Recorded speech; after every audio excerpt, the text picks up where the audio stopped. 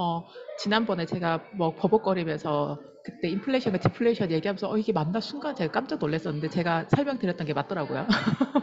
근데 이제 우리가 가격이 오른다라는 개념은 보면은 돈이 늘어난다는 거다. 근데 이 돈이 늘어난다는 것은 결국에는 빌린 돈이 많이 늘어났다. 이 개념으로 보면 된다라고 이야기합니다. 그래서 돈이 많은 대신에 이제 물건이 이제 귀해지는 거죠. 사람들이 실제로 상품을 사고 싶은데 상품 생산량은 한계가 있는데 시중에 돈은 너무 많아.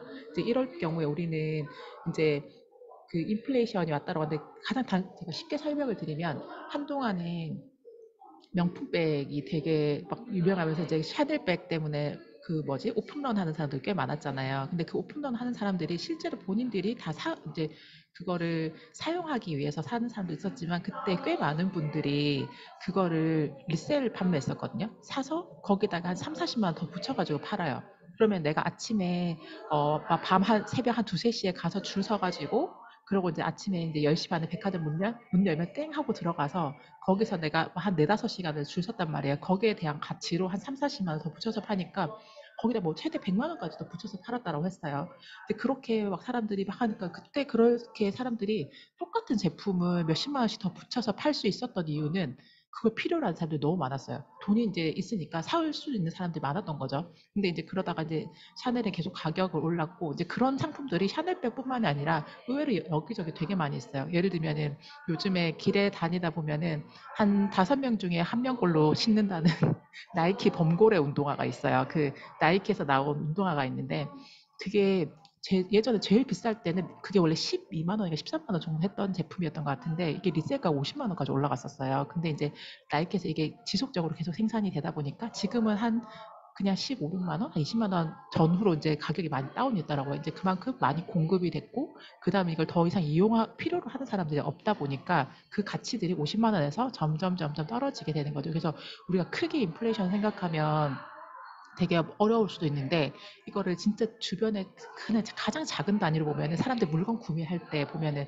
지금도 샤넬백 같은 경우도 이제 오픈런이 많이 없어졌다라고는 하더라고요. 이제 그게 이제 샤넬이 너무 가격을 올린 것도 있고 이제 사람들이 이제 그런 게 싫은 거죠. 내가 이렇게까지 해서 이걸 써야 돼? 그러고 이제 요즘에 그런 결혼식장이나 이런 데 가면 실제로 똑같은 백을 들고 있는 사람이 너무 많아서 창피하다 막 이런 얘기까지도 있으니까 사람들이 그런 이제 뉴스들이 계속 노출이 되는 거죠. 그러면서 사람들은 점점 더 거기에 대한 관심이 떨어지게 되고 예전에는 100만 원씩 붙여서 팔던 거를 이제는 거의 뭐 10만 원, 5만 원 이런 식으로 내려가고 오히려는 이제 가격이 더 다운되는 경우들도 발생을 한다라고 해요. 이제 그런 것처럼 사람들이 요구를 하는 사람들이 많을 때는 가격이 올라가고 요구하는 사람들이 없을 때는 가격이 떨어지는데 이런 물품의 가격은 결국에는 시중에 얼마나 많은 돈이 있냐, 돈의 양에 따라서 결정이 된다라고 이야기를 하고 있습니다. 그래서 우리가 이제 여기서도 그 흐름을 알려주는 게 되게 쉬웠는데 우리가 돈을 빌리기 쉬울 때, 그러니까 이제 이자가 낮고 대출 이자가 낮고 이제 여기저기서 서로 막 이제 금리 우대해주고 이러면서 돈이 많이 빌리기 쉬울 때는 제일 처음에 뭐가 상승을 하냐, 부동산이나 자동차 가격이 상승을 먼저 한대요. 왜냐면은 그렇게 이거는 마이너스를 해서 이제 부동산 같은 대출해서 대부분 사는 경우 많고 자동차도 일시불로 구매하시는 분들보다는 이제 그 렌탈비를 내 가지고 이제 그렇게 대출로 이제 캐피탈을 통해서 많이들 사시니까 이제 그렇게 하다 보니까 이제 사람들이 너도 나도 돈을 많이 빌릴 수 있으니까 이제 가격이 계속 올라가는 거죠. 그래서 지난 2018년도 이후로는 계속 우리가 부동산 값이 계속 올라갔던 게 뭐 정부의 정책에 대한 부분들도 있겠지만 이렇게 돈이 지속적으로 많이 공급이 되면서 돈을 빌릴 수 있는 사람들이 많아진 거죠. 그러면서 이제 계속 한 사람이 한 채만 사는 게 아니라 두 채, 세 채, 여러 채를 사면서 자산의 가격을 이제 올렸는데 그러다 보니까 이제 너도 나도 부동산에 관심이 있고 자동차 더 좋은 고급차 이런 거에 관심이 있다 보니까 실제로 그런 데 소비되는 돈들이 많겠죠. 그러면은 이제 부동산 회사나 건설 회사, 부품 회사 이렇게 관련된 회사들은 계속 이제 생산력이 증대가 되고 이런 이제 여기서 일하는 사람들은 이제 월급을 받게 되겠죠. 월급 받고 인센티브 받고 이렇게 되는데 이 사람들이 쓰는 생필품 가격이 마지막으로 오르면 이제는 물가가 다 올랐다라고 이제 전부 다 올랐다고 얘기하는 거죠. 근데 생각해 보면 우리가 물가를 올랐다라고 체감할 때는 결국에는 내가 장 볼 때 얼마나 돈이 더 많이 드느냐 이때 우리 느끼잖아요. 근데 이건 거의 막바지에 다다랐을 때라는 거죠. 그래서 그 전에를 보면은 뭐 부동산 가격이나 이런 원자재 가격들이 어떻게 오르는지를 서서히 보게 되면 그때부터 이미 예측을 할 수 있다라고도 보실 수 있을 것 같아요.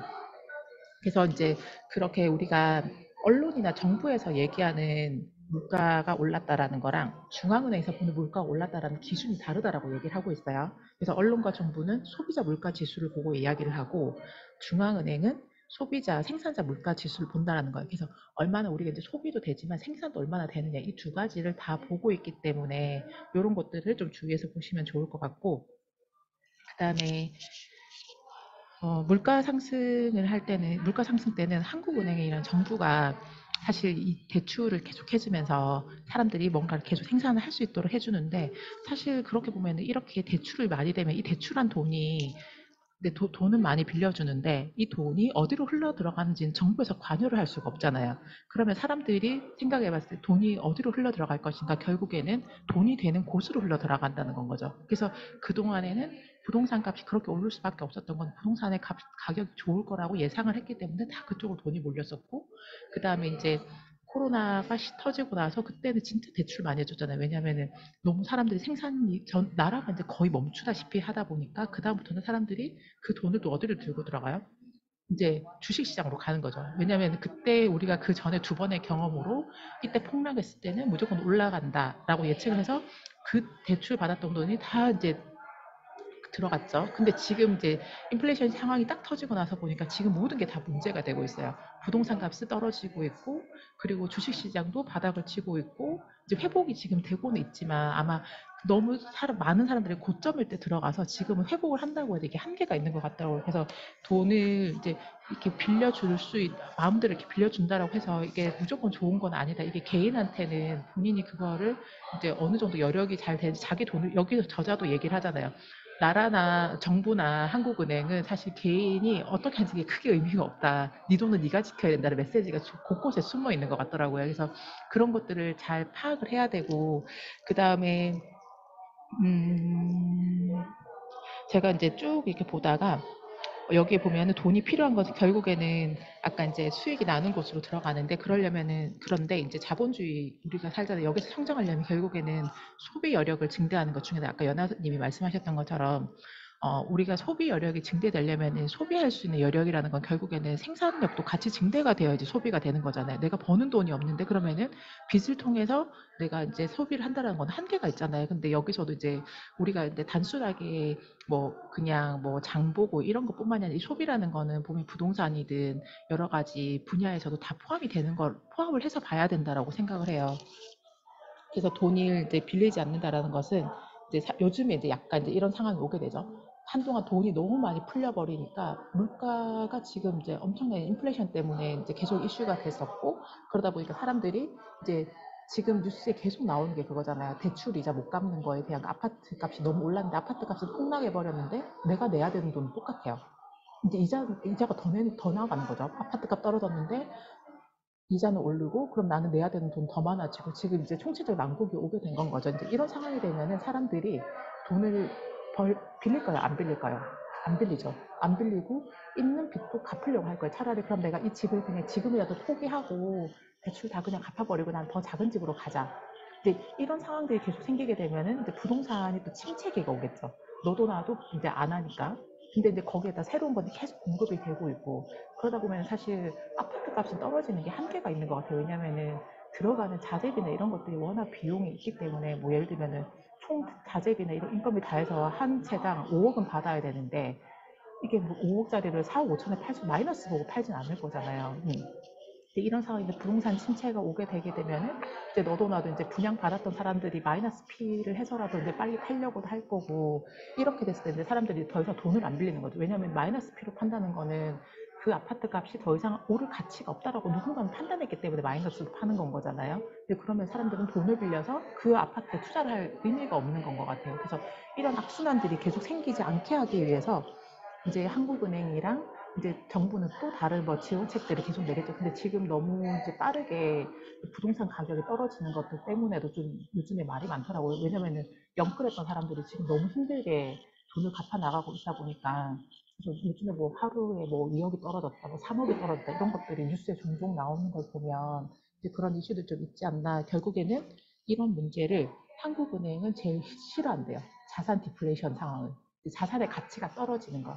이제 자산의 가치가 떨어지다 보면은 결국에는 이게 우리 아까 그 경제 순환 원리를 보면은 맨 마지막에는 물가잖아요. 우리가 실제 소비재잖아요.